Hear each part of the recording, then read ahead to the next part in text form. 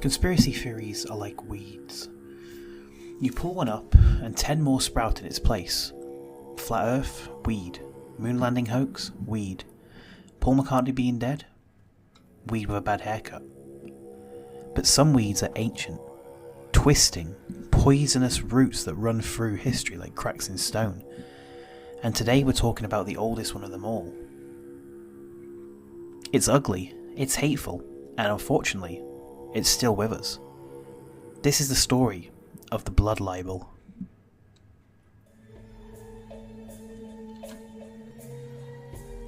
Last week we had fun with moonbeavers and Victorian tabloids tripping on their own nonsense. This week, not so much fun. Because today's conspiracy theory isn't just ridiculous, it's dangerous. We're talking about the Blood Libel, one of the oldest, ugliest conspiracy theories in recorded history. So, here's the elevator pitch for the worst myth of all time. A secretive group accused of controlling society, accused of harming children, accused of carrying out shadowy rituals in the dark. Sound familiar? Well, if you're thinking of QAnon, congratulations, you spotted the copy-paste job. Because QAnon is just the medieval leftovers of a dish that should have been thrown out over 900 years ago. So, what actually is the Blood Libel? Well, at its core, it's the accusation that Jewish communities kidnapped and murdered Christian children to use their blood in religious rituals. No evidence, no logic, just raw bigotry wrapped in the language of religion and fear. The first big case, Norwich, 1144. A young boy named William found dead, and the local Jewish community is blamed, not because of any proof, but because they were different, they were convenient, they already made enemies. This wasn't just a one-off. The accusation spread across Europe like wildfire, morphing into pogroms, expulsions, massacres, and centuries of violence. So today we're digging into how a lie born in medieval England became a template for nearly every conspiracy that followed. From witch trials to satanic panics to QAnon, this is the Blood Libel, history's original conspiracy theory. Let's rewind. Norwich, England, the year's 1144. The Crusades are raging, the Black Death hasn't even shown up yet, and Norwich is a growing medieval city with a small Jewish community, one of the earliest in England. Enter William. William of Norwich was a 12-year-old apprentice tanner. One day in March, he mysteriously disappears, and days later his body is found in the woods outside the town. Now let's pause. A child's death in the Middle Ages could have been caused by about 9,000 different things. Disease, starvation, bandits, falling into a river, or my personal favourite, just existing in a time period where soap wasn't a thing. But in this case, local whispers started pointing at the Jewish community. Not because of evidence, but because the Jewish community were the outsiders, the moneylenders, the religious minority. In other words, the easy scapegoat. Soon, a monk named Thomas of Monmouth took the story and ran with it. And when I say ran with it, I mean he basically wrote the medieval equivalent of a viral true crime broadcast. Imagine Spotify existed in the 1100s. Episode 1, Who Killed William of Norwich? Spoiler alert, not who they thought did. Now, according to Thomas, William had been kidnapped by Jews, tortured, crucified in a parody of Christ's Passion, and murdered in a ritual sacrifice. None of which was true. None of it was backed by evidence, but in an age when most people couldn't read and the church controlled the narrative, stories didn't need to be true, they just needed a pulpit. And here's the kicker. The local church leaned into it, because if William was a martyr, that meant pilgrims. Pilgrims meant donations, donations meant power. So William of Norwich wasn't just a tragedy, he became a political weapon. The church turned a baseless accusation into a full-blown saint cult, complete with relics, shrines and miracle claims. And this is where we see the earliest connection between conspiracy theories and power. These accusations weren't just about belief, they were about control. And for the next 800 years, that deadly pattern would repeat over and over again. So after William of Norwich, the idea didn't stay local. It started to spread like wildfire, like a bad Wi-Fi conspiracy meme, but with fewer Pepe the Frogs. From England, the story jumped over to France, Germany and Spain, and every time it kinda looked identical. Step 1, child mysteriously dies. Step 2, no evidence. Step 3 says, well, Jews must have done it. Step 4 leads to mob violence, church support and royal backing. It basically became medieval Europe's equivalent of clickbait. Headline is, local child dies mysteriously. Medieval headline writers go, guess the Jews did it again. No evidence required, just the court of public opinion. Vibes and hatred. Take Blois, France, 1171. A child went missing, with no body and no proof, and the Jews were accused of killing him anyway. This resulted in over 30 members of the Jewish community being burnt alive.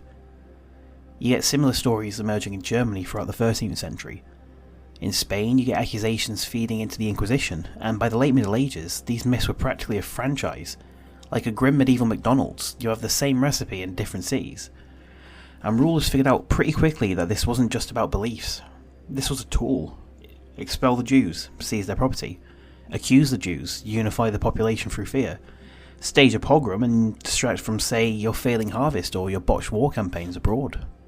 It wasn't really about William, or Blois, or any specific case. It was about power.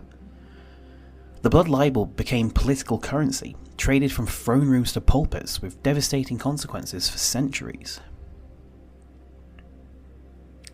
The Blood Libel didn't stay locked in the Middle Ages. It kept mutating, like a virus with a really good PR team. Take 1840, the Damascus Affair. A Capuchin monk and his servant went missing. Local Jewish leaders were accused of murdering them for ritual purposes. Cue torture, imprisonment, and international scandal. No evidence, but the story spread across Europe quickly. Fast forward to Tsarist Russia, pogroms erupted in the late 19th century, often justified by old blood libel accusations. Whole communities were uprooted, massacres were carried out, and this was all in the name of protecting the children. And then 1903, the Protocols of the Elders of Zion, a completely fabricated document claiming that Jews had a secret plan to dominate the world. Spoiler alert, it was plagiarized fanfiction written by a French political satire. But because it fit the blood libel recipe, this became one of the most influential pieces of disinformation in history. And where did this lead? Straight into Nazi propaganda. Hitler and Goebbels repackaged these medieval lies and used them to justify the Holocaust.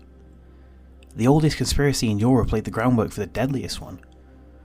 And you'd think surely after that people would stop, but no. 1980s America gave us the Satanic Panic. Stories of secret cults kidnapping kids, performing rituals, hiding in suburban basements. It wasn't true, but it destroyed lives. And even now, the 2020s give us QAnon. Children in danger, shadowy elites, secret rituals, global cabals. It's the same script that William of Norwich was cast in back in 1144. The costumes change, the set changes, the hashtags change, but the plot always stays the same. Because conspiracy theories are lazy. They recycle. Step 1, blame the minority. Step 2, add a child in danger. Step 3, sprinkle in secret rituals. Step 4, bake until society loses its collective mind. Congratulations. You just invented every single conspiracy theory to ever exist. So why does the blood libel refuse to die? Well, firstly, it feeds on the most basic human fear, outsiders. Every society has had scapegoats, people marked as different and therefore suspicious. And this blood libel just gave the suspicion a dark supernatural twist. Secondly, it manipulates our emotions. There's nothing more guaranteed to rile people up than the idea of children being in danger. Innocence, purity, this is the next generation. It's the biggest panic button in human society. You press that and rational thought goes straight out the window. Third, conspiracy theories thrive in time of chaos. When people feel powerless, scared or broke, they go looking for someone to blame. The blood libel offered a convenient answer to all of the problems. Ignore the evidence, blame the others. And finally, myths recycle. The blood libel never really vanished, it just kind of shapeshifted. From medieval sermons to witch trials to 19th century pamphlets to 20th century propaganda, and now to internet forums with names like Truthseeker777. It was effective in 1144, it was effective in 1984, and depressingly, it still works today. Because at the end of the day, conspiracy theories are never about truth, they're about stories. And the blood libel is one of the oldest, ugliest, and stickiest stories humans ever fabricated. On the probably not true believability index, the blood libel scores a solid 0 out of 10 communion wafers. There is absolutely zero evidence for it. None. Nada. Not in Norwich in 1144, not in Damascus in 1840, not anywhere, ever. It's not even a fun conspiracy. There are no moon beavers, there is no hollow earth civilizations, no aliens with bad Wi-Fi. It's just hatred dressed up as a mystery. It's racism disguised as truth. But here's the thing, its power doesn't come from truth, it comes from fear. And fear is why it spread then, and fear is why it still echoes today. Thank you for listening to Probably Not True. If you like this episode, please consider leaving us a review. It helps other curious history nerds stumble into the rabbit hole with us. And if you want to support the show even more, check out the Patreon, where I'll be posting bonus episodes, including one on Cadabosaurus, a Canadian sea monster that may or may not just be a drunk log. Next time on Probably Not True. A sleepy town in West Virginia. A bridge collapse that killed dozens. And a mysterious winged figure with glowing red eyes. Some say he was a demon. Some say he was an omen. Some say he was just a Reddit guy in a suit. From the Silver Bridge disaster to modern meme culture, we're chasing the legend that refuses to die. Is the Mothman a monster, a warning, or just another cryptid in need of better PR? Episode 15, The Mothman. Omen, cryptid, or Reddit guy in a suit. Bring a flashlight, and maybe some bug spray.